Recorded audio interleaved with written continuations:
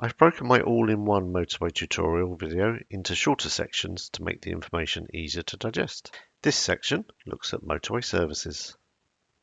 And finally, just a little bit about motorway services. If you're driving for more than an hour or an hour and a half on a motorway, plan to take a break, and motorway services are good places to do that. But beware, they often have short slip roads and sharp bends. Your speed perception is going to be wrong. You're going to have a very sudden change of speed when you come off the motorway into a motorway services. You're going to find it difficult to judge your speed, so check your speedo. You may even, as in this case, have to come to a stop.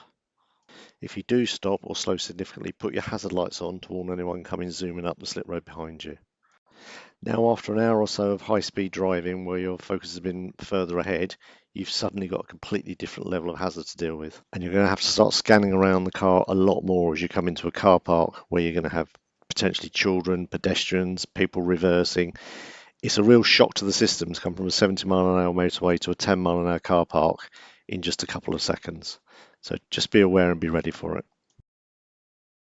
I hope you found this video useful. If so, please like it, leave a comment and subscribe to the channel.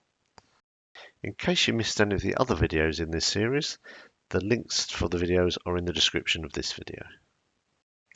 Thanks very much for watching and stay safe.